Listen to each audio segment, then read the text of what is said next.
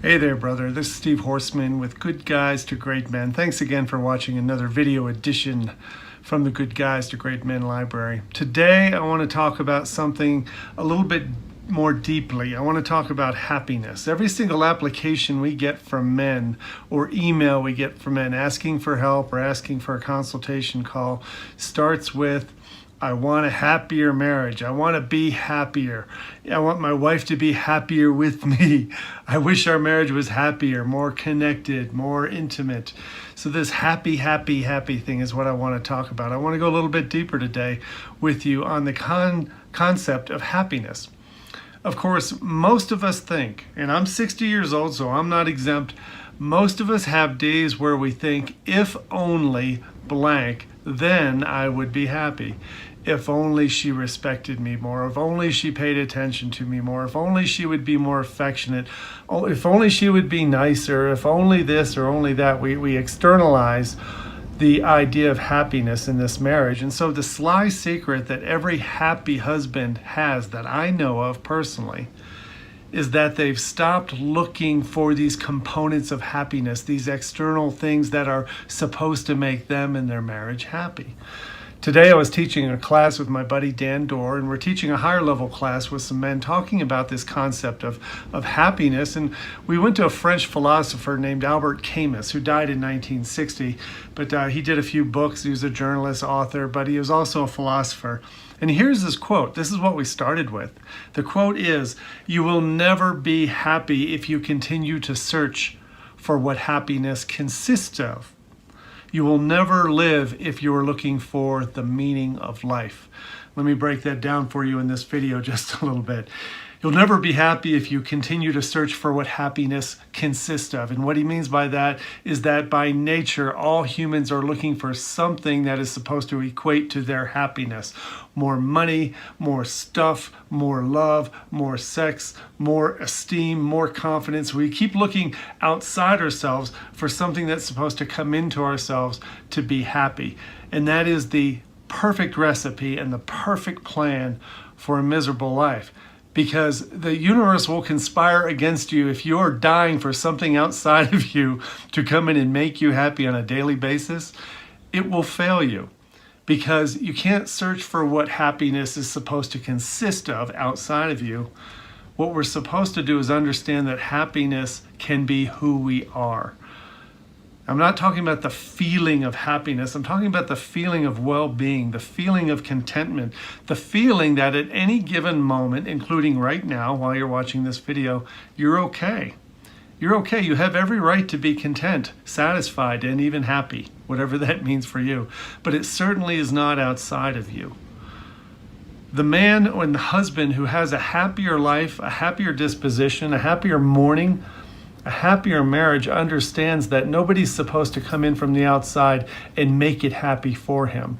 That the only way you become a happy man with a happier wife and a happier marriage is that you see yourself as a state of being, and that showing up as a naturally happy man is the only way to lead happiness and to create happiness. And I know that sounds weird. Well, what if she's being a bitch? What if she's being horrible? What if she's cheating on me? What if this? What if that? Aren't I allowed to be unhappy about those external things? You can experience, of course, anger and you can experience discontent. You can experience disagreement and disapproval. You can experience those feelings, of course. External stuff will always cause a thought process in you that causes a feeling.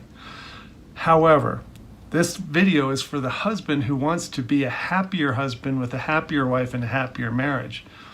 Now, even though external stuff is going to come, you can be happy with the way you respond to that external stuff. You can be happy with the way you think about it, the way you deal with it, the way you speak about it, and the decisions you make as a result of those external things. Releasing control over those things you think are supposed to make you happy is what's necessary to be happy. It can be a very positive experience to accept a negative consequence or a negative circumstance. And the backwards rule is that it can also be a very negative experience to desperately desire a positive experience, as in somebody making you happy. That's a very negative experience. What I'm suggesting to you for the happy marriage There's three things that have to happen. The very first and most important one is that you see yourself as a center of happiness. All by yourself, you are worthy and valuable, and you can be happy in and of yourself if you decide that you are happiness, that you can bring happiness, you can show up with happiness. I'm not talking about giddy joy dancing on the rooftop kind of stuff. I'm talking about a sense of masculine well-being, a sense of masculine groundedness and contentment, and even a shit-eating grin on your face, a smirk that you're okay. Nothing outside of you is making you not okay. Now that's the first thing. If you can lead with the fact that you don't need somebody else to make you happy and that you can be the vessel of happiness for other people, then in your marriage there's two very simple things that are simple but incredibly difficult for most guys to do. The second thing is be nice, be kind, nice or kind. I know those are very simple four-letter words, but being kind is a matter of mindset. It's a matter of assumption. It's a matter of your tone and your body language and your nonverbal communication skills. Being kind is a gift you can give to people because you have no need to be the opposite of kind, unkind, or mean. Now, the third thing that helps a happy husband have a happy wife and a happy marriage is the way he thinks about his wife and marriage. We call it high regard, or sometimes it's called just assuming the best, right? Giving benefit of the doubt. This is the third thing. High regard, assuming the best, or giving benefit of the doubt means that in your everyday thinking, even when external circumstances are trying to make your mind go dark, you decide that if I'm a happy man and a valuable man and I'm a kind man, I'm also going to transmit energetically through my eyes and through my thinking to everybody that I care about, that I hold them in a very high regard.